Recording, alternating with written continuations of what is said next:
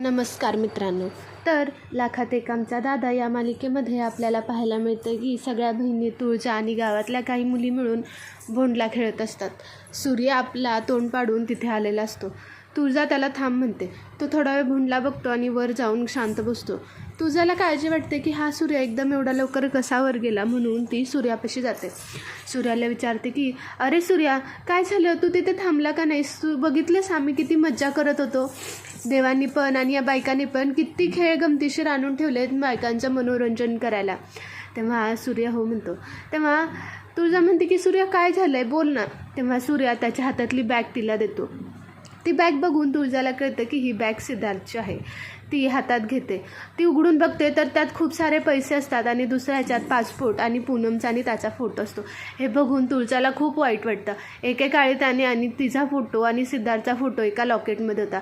ते locket change होऊन पूनमचा आणि त्याचा फोटो बघून तुळजाला खूप वाईट वाटतं. ती रडायला लागते. का सिद्धार्थ, का तू असं केलंस? मी तुझ्यावर प्रेम करताना का नाही दुसरं बघितलं? मी एवढ्या आंधळी कशी काय झाले? तेव्हा सूर्य उठतो, तिला सावरतो आणि म्हणतो की तुळजा, असं नको करूस. तू नाही स्ट्रॉंग व्हायचं तरी कोणी व्हायचं, आणि आपलं ठरलंय ना, आता काही झालं तरी मागचं काढायचं नाही. तेव्हा तुळजा म्हणते की सूर्या, तू मला वचन दिलं होतंस की तू त्याला माझ्या पायाशी लोळवशील, मग काय झालं त्याचं? त्यावेळी सूर्या म्हणतो की अगं, मी त्याचा पाठलाग करत होतो. तुला वाटतंय का मी असं तसं त्याला सोडून देईन? पण तो माझ्या हातातून निसटला आणि ही बॅग माझ्या हातात आली. तेव्हा तुळजा म्हणते की लवकरात लवकर त्याला माझ्या पायाशी आणून सोड. सूर्या म्हणते की हो, मी त्याला असा सोडणार सुद्धा नाही. तेवढ्यात त्यांचे मामा वगैरे सगळे घरात येतात. इकडे डॅडींच्या घरी सभा भरलेली असते. सगळे गावातले गावकरी म्हणतात की आता तुम्ही आणि सूर्याचा हा पालखीचा मान असतो, पण डॅडी, जर तुमची इच्छा नसेल तर आपण हा पालखीचा मान दुसऱ्या कोणाला तरी देऊया का? डॅडी म्हणतात की नाही, तो देवाचा माणूस आहे आणि देवीच्या कार्यात आपण अडथळा आणू नये. दरवर्षीप्रमाणे त्यालाच द्या. पालखीचा मान हा त्याचाच आहे, असं आपण त्याच्यापासून हिसकावून घेऊ शकत नाही. तेव्हा गावकरी म्हणतात की आम्हाला वाटलंच होतं, डॅडींचं मन खूप मोठं आहे, ते आम्हाला नक्की समजून घेतील, आणि डॅडी, तुम्ही नेहमीप्रमाणे आम्हाला समजून घेतलं.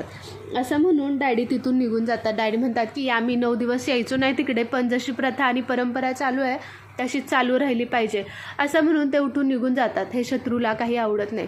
शत्रू मागे जातो आणि म्हणतो, काय डॅडी, काय केलं तुम्ही? हे काय गरज होती की आता सूर्याला हा मान द्यायची? हा मान त्याच्याकडून घेऊन त्याला चांगलं त्याची लायकी दाखवून देता आली असती. डॅडी म्हणतात की अहो, तुम्हाला हेच कळत नाही चिरंजीव, याने आपला मान वाढला, आपण मोठे झालो. या लोकांना असंच मुठीशी धरून त्यांना त्यांच्या जागेवर ठेवायचं असतं. त्यांच्या आज मनात आपली जागा चांगली बनवायची असते. उद्या सूर्या मेला तरीसुद्धा आपणच बरोबर आहे असं गावकऱ्यांना वाटलं पाहिजे. आणि चिरंजीव, आता एवढी चांगली संधी चालून आली आहे, उद्या पालखी निमित्तानं तुम्ही असं काहीतरी करा की त्याने परत पालखीला हातसुद्धा लावला नाही पाहिजे, त्याचा एवढा मोठा अपमान झाला पाहिजे. आता ह्या डॅडींनी खुली सूट दिल्यामुळे शत्रू अजूनच बिथरतो. शत्रू म्हणतो की डॅडी, तुम्ही जे सांगितलं ते मला व्यवस्थित कळलं आहे, तुम्ही आता फक्त बघत राहा. यांची अशी इज्जत घालवतो ना की परत ते मानवर करून गावात फिरणार सुद्धा नाहीत, पालखीच्या आजूबाजूला तर काय, घराच्या बाहेरसुद्धा निघणार नाहीत, असं म्हणून तो डॅडींना वचन देतो. तो खुश होतो. डॅडींनी त्याला सूर्याचा काटा काढायला लावला म्हणून. इकडे सूर्याच्या घरी त्याचे मामा येऊन सांगतात की याहो, मला स्वप्न पडलं होतं, माझ्या स्वप्नात माझी बहीण जोगवा मागत होती. आता ती तर पळून गेली, पण आता ही परंपरा पुढे चालू ठेवली पाहिजे, नाहीतर देवीचा कोप होईल. तात्या म्हणतात की पण आता हे शक्य नाही, तुळजाला हे जमणार नाही. सूर्यासुद्धा येतो आणि म्हणतो की नाही, तुळजा हे करणार नाही. तुळजा म्हणते की का नाही करणार? मी करणार. सूर्या, तुला असं वाटत असेल ही सगळी अंधश्रद्धा आहे, पण माझे विचार खरंच खूप वेगळे आहेत. मला माहीत आहे जोगवा का मागतात. जोगवा यासाठी मागतात की आपण जमिनीवर राहावं, जमिनीवर राहून दुसऱ्यांचा दानशूरपणा बघावा, आणि यात काही वाईट नाही आहे. मी मागेन 5 घरी जोगवा. तात्या म्हणतात की तुला वाटतं तेवढं सोपं नाही. सगळ्यात जोगवा मागायचं म्हणजे तुझ्या माहेरचं एक घर म्हणजे जालिंदरच्या घरी तुला जाऊन जोगवा मागावा लागेल. हे ऐकल्यावर सूर्या म्हणतो नाही, अजिबात जाणार नाही. तुझा म्हणते की मी करेन. तेव्हा त्यांचे मामा म्हणतात की जर असं नाही केलं तर देवीचा कोप होऊ शकतो, म्हणून म्हणतो. सूर्या म्हणतो नाही, मी यापेक्षा कडक नवरात्र करेन, पण तुळजा त्या घरात परत ती अशी जाणार नाही. हे बघून तुळजा म्हणते की जोगवाच मागायचा आहे ना, मी जाईन, तुम्ही काळजी करू नका, असं म्हणून ती त्यांना सांगते. ती लगेच जोगतीनीचं आपलं रूप घेते. ती येते, पाया पडते आणि आपल्या हातात करंडी घेऊन निघायला लागते. सगळ्यांच्या घरी जोगवा मागते. 3 घरं 4 घरं झालेले असतात. एका घरात जाते तर तिथे आजी आजारी पडलेले असतात. ते बघून तुळजा म्हणते की अहो या आजारी का पडले, त्यांना दवाखान्यात का नेलं नाही. तेव्हा ते म्हणतात की त्या आजीने सुद्धा मनाने ठरवून ठेवलं आहे की त्यांना त्यांची देवी आई येऊन वाचवणार आहे. तुळजा आज जाते, त्यांना बघते आणि वही पेन मागून त्यांच्यावर गोळ्या लिहून देते आणि गोळ्या आणायला लावते. तेव्हा आता आजी म्हणतात की बघितलंस, मी म्हटलं होतं ना माझी देवी आई येऊनच मला वाचवणार. हिच्या रूपात साक्षात देवी आईच घरी आली आहे असं तुळजाला म्हणते. तुळजा आपलं पुढे येते आणि म्हणते की आता पुढचं घर कोणाचं. तेव्हा सूर्या म्हणतो की आता तुझ्या माहेरचं, डॅडींच्या घरी. हे ऐकल्यावर तुळजा शॉक होते. ती म्हणते की आता जायचं ना सूर्या पुढे, असं म्हणून ती पुढे जायला लागते. आपल्याला पुढच्या भागात पाहायला भेटणार आहे की डॅडी आपल्या दारात सभा भरून ठेवलेली असतात, काही नियोजन करत असतात. तेव्हा तुळजा आपली वाडग माये जोगवा असं म्हणत असते.